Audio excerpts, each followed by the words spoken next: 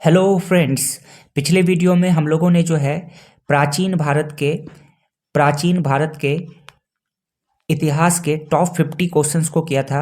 वैसे क्वेश्चंस थे वो दोस्तों जो कि एग्जाम्स में बार बार रिपीट होते हैं। और आज की वीडियो में हम लोग करने वाले हैं मध्यकालीन भारत के इतिहास के टॉप 50 क्वेश्चंस को करेंगे। ये वैसे क्वेश्चंस हैं जो कि परीक्षा में बार बार पूछे जाते हैं। आप किसी भी प्रतियोगी परीक्षाओं की तैयारी करते होंगे, ये सभी जो क्वेश्चंस हैं आपके एग्जाम्स में देखने को मिलेगा। तो शुरू करते हैं मध्यकालीन भारत के इतिहास के टॉप 50 क्वेश्चंस को। तो पहला जो क्वेश्चन है दोस्तों, जो कि एग्जाम्स में कई बार पूछा गया है, निम्नलिखित में से वह दिल्ली का सुल्तान कौन था जिसकी मृत्यु पोलो खेलते हुए हुई थी। तो वह जो दिल्ली का जो सुल्तान था जिसकी मृत्यु जो है दोस्तों पोलो खेलते हुए हुई थी, वो था आपका कुतुबुद्दीन ऐबक। तो राइट आंसर हो जाएगा सी, कुतुबुद्दीन ऐबक। अगला क्वेश्चन करते हैं। अगला क्वेश्चन है, मोहम्मद गौरी विजित प्रदेशों की देखभाल के लिए किस विश्वसनीय जनरल को छोड़कर गया था।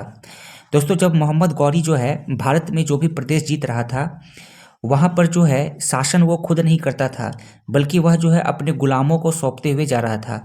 क्यों के लिए? जो मोहम्मद गौरी का जो है ये मानना था, या पहले ऐसे माना जाता था कि जो भी राजा होते थे, जो भी सुल्तान होते थे, वो अपने रिश्तेदारों से ज़्यादा जो है अपने गुलामों पर भरोसा करते थे, या अपने गुलामों को है जो ज़्यादा वफादार मानते थे। इसलिए वे क्या करते थे, अगर कोई प्रदेश कोई भी सुल्तान जीतता था तो अपने गुलामों को सौंप देते थे वो प्रदेश को कि शासन करने के लिए।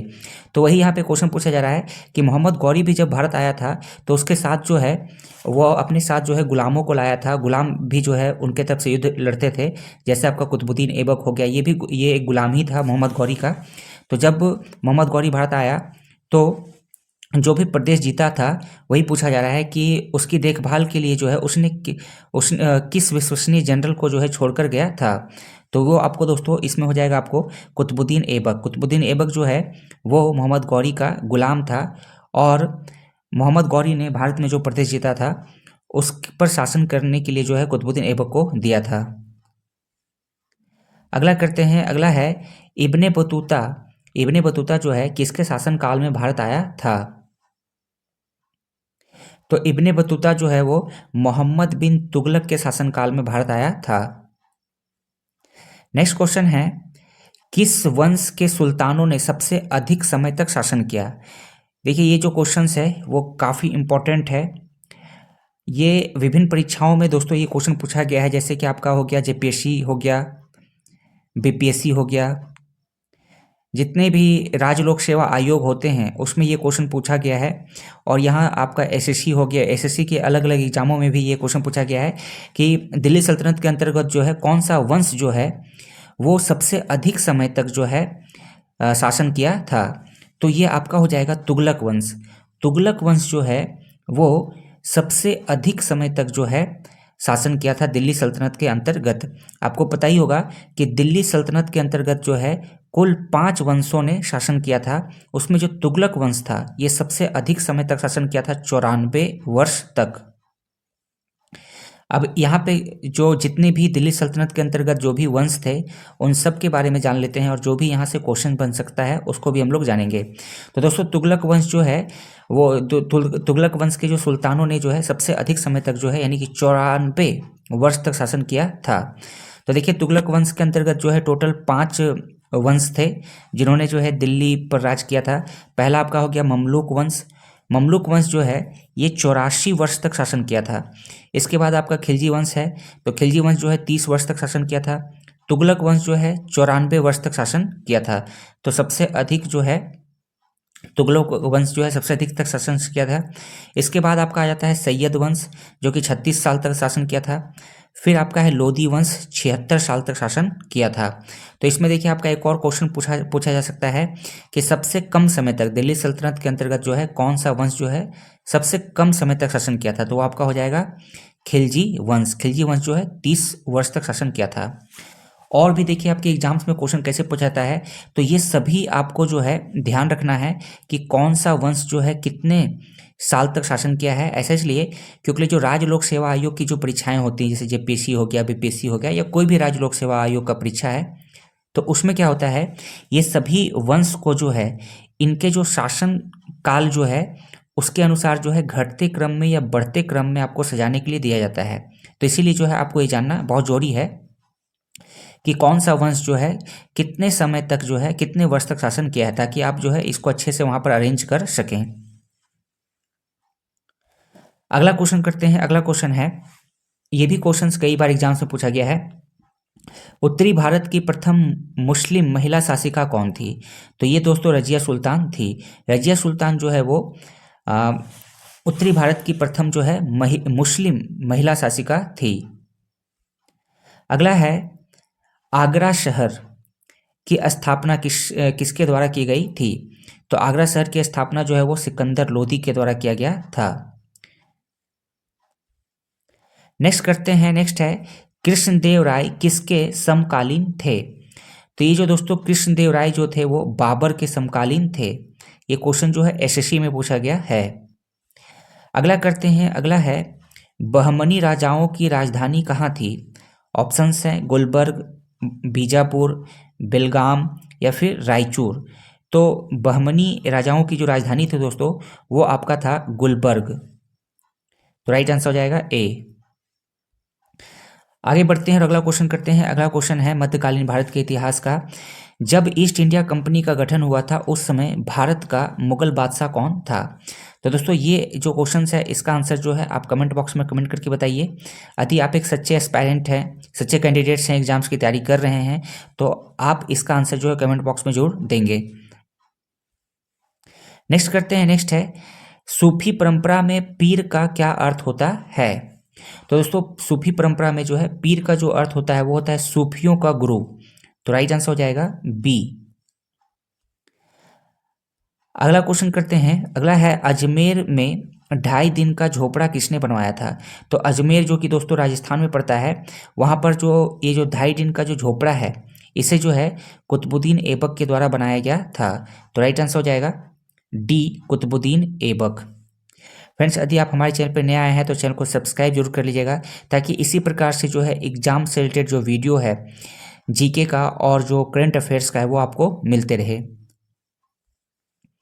अगला करते हैं। अगला है, किस तुर्की शासक ने भारत में 1000 और 1026 ईस्वी के बीच 17 बार आक्रमण किया? दोस्तों मोहम्मद, ऑप्शन है यहाँ पे मोहम्मद तुगलक हो गया, मोहम्मद गजनवी हो गया, चंगेज खां हो गया या फिर मोहम्मद गालिब हो गया। तो किसने जो है वो 1000 ईस्वी से लेकर के 1026 ईस्वी तक जो है भारत पर जो है 17 बार, किस तुर्की शासक ने जो है भारत पर 17 बार आक्रमण किया था? तो ये आपका था मोहम्मद गजनवी। तो राइट आंसर हो जाएगा बी, मोहम्मद गजनवी। अगला करते हैं। अगला है, मनियारों का राजकुमार किसे कहा जाता है? ये क्वेश्चन जो है आपका एसएससी सीजीएल में पूछा गया है कि मनियारों का जो है राजकुमार किसे कहा जाता है? तो मनियारों का जो राजकुमार है वो मोहम्मद बिन तुगलक को कहा जाता है। नेक्स्ट है, तालीकोट्टा के युद्ध के समय विजयनगर साम्राज्य में कौन सा राजवंश का राज था? तालीकोटा का जब युद्ध हुआ था तो उस समय जो है विजयनगर साम्राज्य में जो है कौन सा राजवंश का राज था? तो ये दोस्तों आपको तुलु वंश, जो तुलु वंश था, ये तालीकोटा के युद्ध के समय जो है विजयनगर साम्राज्य का जो है इसी वंश का जो है उस समय शासन था। अगला करते हैं। अगला है, गोल गुंबद क्या है? गोल गुंबद, ये गोल गुंबद जो है क्या है? तो गोल गुंबद जो है आपको दोस्तों आदिल शाह का जो है ये मकबरा है। तो राइट आंसर हो जाएगा सी। नेक्स्ट क्वेश्चन है निम्नलिखित में से कौन सा सूफी संप्रदाय सर्वाधिक रूढ़िवादी था? रूढ़िवादी मतलब क्या हो गया? ऑर्थोडॉक्स, यानी कि जो है जो अपनी सोच को बदलना नहीं चाहते हैं, यानी जो पुरानी जो है सोच पर जिनका पुराने सोच होता है, विचार होता है, अपनी नई विचारधारा को अपनाना नहीं चाहते हैं, उन्हें हम क्या क्या क्या कहते हैं? रूढ़िवादी कहते हैं। तो इसमें से कौन सा सूफी संप्रदाय का जो है कौन सा सूफी संप्रदाय है जो है वो सर्वाधिक रूढ़िवादी था? तो चिश्ती हो गया, कादरी हो गया, नक्शबंदी हो गया, फिर सरवरी कादरी हो गया। तो इसका राइट आंसर हो जाएगा सी, नक्शबंदी। नक्शबंदी जो सूफी संप्रदाय था वो सर्वाधिक जो है रूढ़िवादी था। अगला है, अमरोहा के युद्ध में अमरोहा के युद्ध में दिल्ली सल्तनत को किसके ऊपर विजय प्राप्त हुई थी? तो अमरोहा का जो युद्ध हुआ था दोस्तों, इसमें जो है दिल्ली सल्तनत को जो है मंगोल सेना के ऊपर जो है विजय प्राप्त हुई थी। तो राइट आंसर हो जाएगा डी, मंगोल सेना। अगला करते हैं, अगला है किस मुगल शासक की मृत्यु दीनपना नामक भवन में शेर मंडल पुस्तकालय की सीढ़ियों से गिरने से हुई थी? तो इसका आंसर जो है दोस्तों, आप जो है कमेंट बॉक्स में कमेंट करके बताइए। यदि आप एक सीरियस एस्पायरेंट्स हैं, सही मन से एग्जाम्स की तैयारी कर रहे हैं, तो आप जो है इसका आंसर जो है कमेंट बॉक्स में कमेंट करके जरूर बताएंगे। फ्रेंड्स, आगे के क्वेश्चंस करें उससे पहले मैं आपको बता दूं कि आप हमारे टेलीग्राम चैनल को भी ज्वाइन कर सकते हैं। वहां पर आपको जो है डेली करंट अफेयर्स प्रोवाइड कराया जाएगा, साथ ही जीके और एग्जाम से रिलेटेड जो भी नोटिफिकेशन होगा वो आपको वहां पे मिल जाएगा। और आप हमारे चैनल को भी सब्सक्राइब जरूर कर लीजिएगा, ताकि इसी प्रकार से जो है करंट अफेयर्स और जीके से रिलेटेड जो भी एग्जाम से रिलेटेड वीडियो हो वो आपको सबसे पहले नोटिफिकेशन मिल जाए। अगला क्वेश्चन करते हैं। अगला क्वेश्चन है जहांगीर का अर्थ क्या है? ये भी क्वेश्चन जो है एसएससी में पूछा गया है कि जहांगीर का अर्थ क्या है। तो जहांगीर का अर्थ होता है दोस्तों विश्व विजेता। अगला है शिवाजी की मंत्रिपरिषद में प्रधानमंत्री को क्या कहते थे? ये भी काफ़ी इंपॉर्टेंट क्वेश्चन है, बिल्कुल वीवीआई क्वेश्चन है, कई बार जो है एग्जाम से पूछा गया है कि शिवाजी की जो मंत्रिपरिषद थी उसमें प्रधानमंत्री को क्या कहते थे?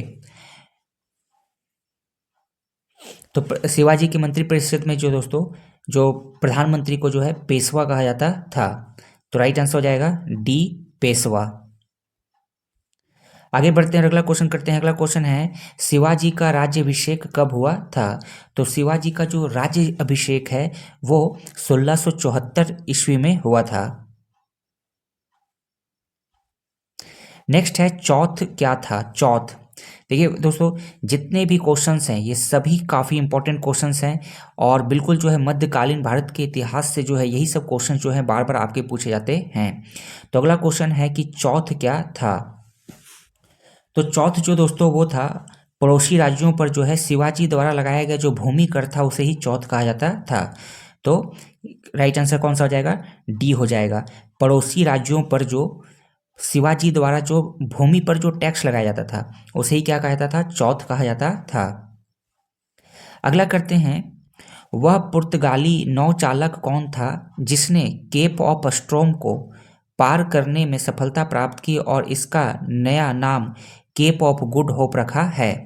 दोस्तों ये जो केप ऑफ गुड होप है, यदि आप जो है अफ्रीका जो महाद्वीप है, अफ्रीका जो महाद्वीप है,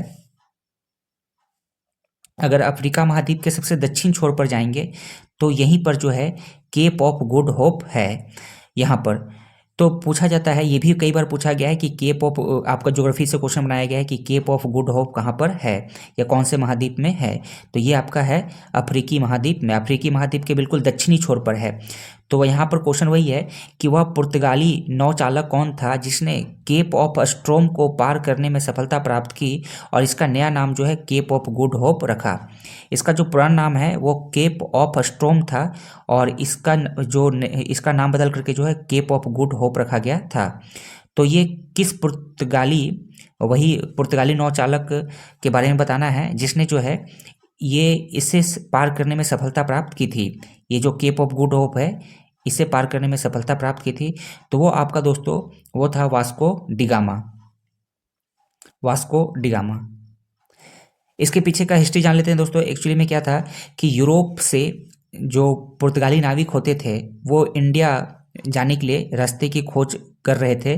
तो सभी यहाँ पर मान लेते हैं कि यहाँ पर आपका जो है यूरोप है और यहाँ से नाविक जो है भारत जाने के लिए, व्यापार करने के लिए रास्ते की खोज कर रहे थे समुद्र में। तो सभी लोग यहाँ पर आते थे, जिसे केप ऑफ स्ट्रोम कहा जाता था पहले। तो कई सारे नाविक यहाँ पर आते थे लेकिन इसके आगे नहीं जा पाते थे। यहाँ पे मान लेते हैं कि भारत है आपका, तो यहाँ पे नहीं जा पाते थे कोई भी जो है ये केप ऑफ गुड होप है यहाँ से पार नहीं कर पाते थे। तो सबसे पहले इसे जो पार किया था वो था आपका वास्को डिगामा, और इसी के बाद जो है इसने जो है भारत जाने की, यूरोप से लेकर के भारत जाने की रास्ते की खोज की थी। नेक्स्ट है बीवी, भारत में बीबी का मकबरा कहाँ स्थित है? तो बीबी का मकबरा जो है आपका वो औरंगाबाद में स्थित है। नेक्स्ट करते हैं, निम्नलिखित में से कौन जिंदा पीर के नाम से भी जाना जाता था? तो जिंदा पीर के नाम से दोस्तों औरंगजेब को जाना जाता था, तो राइट आंसर हो जाएगा डी। अगला करते हैं, यादव सम्राटों की राजधानी कहाँ थी? तो यादव सम्राटों की जो राजधानी थी वो आपका था देवगिरी। नेक्स्ट है, सुविख्यात कोहिनूर हीरा किस खान से निकाला गया था? तो ये जो कोहिनूर हीरा जो था ये दोस्तों आपको गोलकुंडा के खान से निकाला गया था, तो राइट आंसर हो जाएगा डी गोलकुंडा। याद रखना है, कोहिनूर हीरा जो है वो आपका गोलकुंडा के खान से निकाला गया था। अगला क्वेश्चन है, मुगल काल की राजभाषा क्या थी? मुगल काल की जो है राजभाषा क्या थी? तो मुगल काल की राजभाषा जो दोस्तों वो थी आपकी फारसी। फ्रेंड्स, आपको क्वेश्चन देख करके पता चल रहा होगा कि बिल्कुल जो है ये सब एग्जाम ओरिएंटेड क्वेश्चंस हैं और वैसे क्वेश्चंस हैं जो कि आपके एग्जाम्स में पूछे जाएंगे और पहले भी एग्जाम से पूछा गया है। अगला क्वेश्चन है, भारत आने वाले प्रथम यूरोपीय कौन थे? भारत आने वाले प्रथम यूरोपीय कौन थे? तो देखिए दोस्तों, भारत में जो है ब्रिटिशर्स आए, डच आए, फ्रांसीसी आए, पुर्तगाली आए। तो इसमें पूछा जा रहा है कि सबसे पहले आने वाले कौन थे? तो आपको दोस्तों पुर्तगाली थे। नेक्स्ट करते हैं, नेक्स्ट है, कोणार्क में प्रसिद्ध सूर्य मंदिर का निर्माण किसने करवाया था? कोणार्क में जो प्रसिद्ध सूर्य मंदिर है इसका निर्माण किसने करवाया था? तो इसका निर्माण दोस्तों नरसिम्हा प्रथम के द्वारा कराया गया था। नरसिम्हा प्रथम। फ्रेंड्स, चैनल को सब्सक्राइब जरूर कर लीजिएगा ताकि इसी प्रकार से जो है एग्जाम्स के से रिलेटेड जो वीडियो है आपको मिलती रहे। अगला करते हैं, अगला है, पृथ्वीराज चौहान को मोहम्मद गौरी ने किस युद्ध में हराया था? तो दोस्तों पृथ्वीराज चौहान और मोहम्मद गौरी के बीच में दो युद्ध हुआ था, एक 1191 में और एक 1192 में। तो 1191 में एक युद्ध हुआ था और 1192 में तो पूछा जा रहा है कि पृथ्वीराज चौहान को मोहम्मद गौरी ने किस युद्ध में हराया था? तो देखिए दोस्तों, जो पहला जो युद्ध हुआ था पृथ्वीराज चौहान और मोहम्मद गौरी के बीच में, ये 1191 में हुआ था। इसे तराइन का प्रथम युद्ध कहा जाता है। इसमें जो है पृथ्वीराज चौहान जो था वो मोहम्मद गौरी को क्या करता है, हरा देता है। तो पहला जो युद्ध होता है उसमें 1191 में, उसमें पृथ्वीराज चौहान ने मोहम्मद गौरी को हराया था। और इस हार के बाद जो है मोहम्मद गौरी जो है फिर से 1 साल बाद जो है फिर से भारत पर अटैक करता है 1192 में, और फिर वही जगह पर यानी कि तराइन में ही ये युद्ध होता है। इसे कहा जाता है तराइन का द्वितीय युद्ध। इसमें जो है अबर जो है मोहम्मद गौरी ने जो है पृथ्वीराज चौहान को जो है युद्ध में हरा देता है। तो यही पूछा जा रहा है कि पृथ्वीराज चौहान को मोहम्मद गौरी ने किस युद्ध में हराया था? तो तराइन का युद्ध में हराया था। और कब हराया था? 1192 ईस्वी में। अगला है, बाजार विनिमयन प्रणाली किसके द्वारा आरंभ की गई थी? बाजार विनियमन प्रणाली जो है किसके द्वारा आरंभ की गई थी? तो ये जो है दोस्तों आपका जो है वो अलाउद्दीन खिलजी के द्वारा प्रारंभ किया गया था।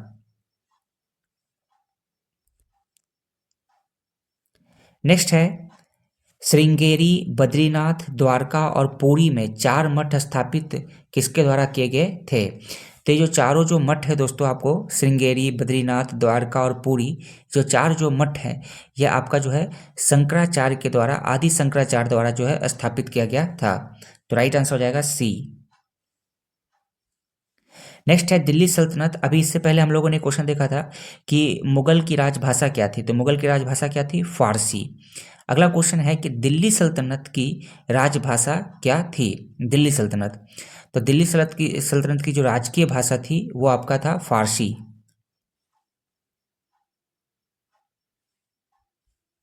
अगला है, हम्पी किसके लिए जानी जाती थी? हम्पी यह गोलकुंडा की राजधानी थी, मध्यकाल में भारत का यह सबसे बड़ा अस्तबल था, यह फारसी में भारतीय महाकाव्य के अनुवाद थे, या फिर यह विजयनगर की राजधानी थी? तो हम्पी दोस्तों विजयनगर साम्राज्य की जो है राजधानी थी। तो हम्पी किस लिए जानी जाती है? विजयनगर की राजधानी के लिए। तो राइट आंसर हो जाएगा डी। नेक्स्ट है, रजिया सुल्तान जो है किस शासिका की पुत्री थी? तो रजिया सुल्तान जो है ये आपका शमसुद्दीन इल्तुतमिश की पुत्री थी।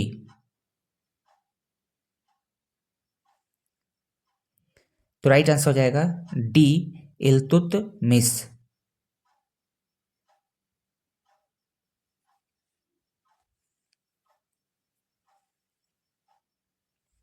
अगला क्वेश्चन है, रानी नाइकी देवी जिन्हें डैश डैश को 1178 ईस्वी में हारने के लिए याद किया जाता है। दोस्तों ये जो रानी नाइकी जो देवी हैं इन्हें जो है किसे हराने के लिए जो है 1178 ईस्वी में जो है किसे हराने के लिए जो है इन्हें जो है याद किया जाता है। तो ये जो है मोहम्मद गौरी को जो है हराने के लिए याद किया जाता है। तो राइट आंसर हो जाएगा बी, मोहम्मद गौरी। रानी नाइकी देवी जो थी इन्होंने जो है 1178 ईस्वी में जो है मोहम्मद गौरी को हराया था।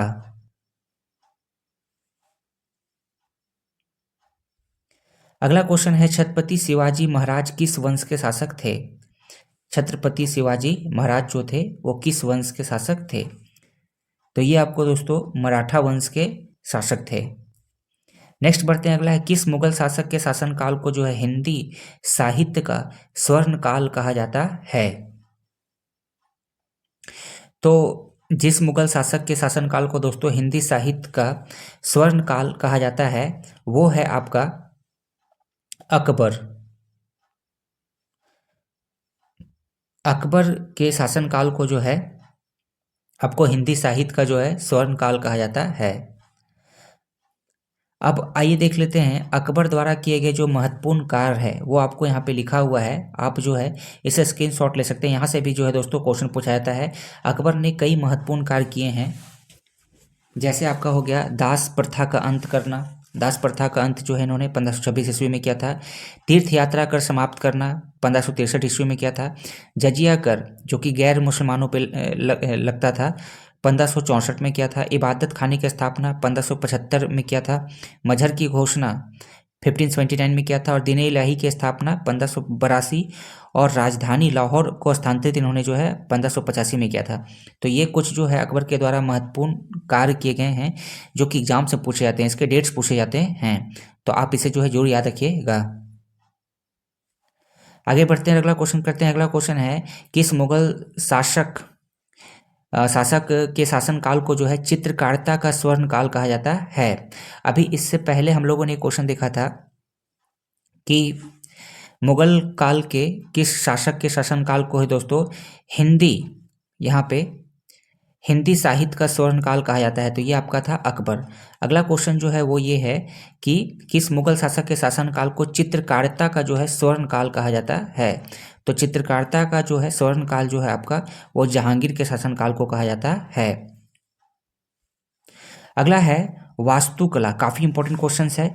वास्तुकला स्थापित कला की दृष्टि कौन से किस मुगल शासक के शासनकाल को जो है मध्यकालीन भारतीय इतिहास का स्वर्ण युग कहा जाता है? वास्तुकला की दृष्टिकोण से दोस्तों किस मुगल शासक के शासनकाल को जो है भारतीय इतिहास के जो है स्वर्ण युग कहा जाता है? तो ये है आपका शाहजहां। शाहजहां ने जो है वास्तुकला के क्षेत्र में जो है काफ़ी काम किया है, जिसके कारण जो है इन्हें जो है भारतीय इतिहास का जो है स्वर्ण युग कहा जाता है। जैसे इन्होंने जो है ताजमहल बनाया, जामा मस्जिद हो गया आपका, है ना। तो कई सारे जो है इन्होंने जो है वास्तुकला के क्षेत्र में इन्होंने कई सारे काम किए हैं, जिसके कारण जो है दोस्तों इन्हें जो है हिंदी मतलब भारतीय इतिहास का जो है स्वर्ण युग कहा जाता है इनके शासनकाल को। अगला करते हैं, अगला है इस्लाम धर्म नहीं स्वीकार करने के कारण सिखों के 9वें गुरु तेग बहादुर की हत्या किसने करवा दी थी? तो ये जो है इस्लाम धर्म स्वीकार नहीं करने के कारण जो है सिखों के जो है 9वें गुरु जो है तेग बहादुर की जो हत्या जो है वो औरंगजेब ने करवाया था। अगला क्वेश्चन है, दिल्ली सल्तनत के किस सुल्तान ने अपने विरोधियों के दमन के लिए लोह एवं, यहाँ पे लोग लिखा गया है, यहाँ पे हो गया लोह एवं रक्त की नीति अपनाई थी अपने विद्रोहियों को दबाने के लिए? तो ये था आपका दोस्तों बलबन। गैसुद्दीन बलबन जो है अपने विद्रोहियों को दमन के लिए जो है लौह एवं रक्त की नीति अपनाई थी। अब फ्रेंड्स ये जो क्वेश्चन है इसका आंसर जो है मैंने आपको वीडियो में बताया है। अकबर ने दास प्रथा का अंत कब किया था, तो आप इसे कमेंट बॉक्स में कमेंट करके जरूर बताएं। और ये भी मैंने बता दिया है कि मुगलों की राजभाषा क्या थी। तो ये सभी जो क्वेश्चन हैं इसका आंसर जो है आप कमेंट बॉक्स में जरूर लिखें। तो फ्रेंड्स इस वीडियो में इतना ही। वीडियो यदि आपको अच्छी लगेगी तो लाइक करेंगे, शेयर करेंगे और चैनल को सब्सक्राइब जरूर कर लेंगे। वीडियो देखने के लिए थैंक यू।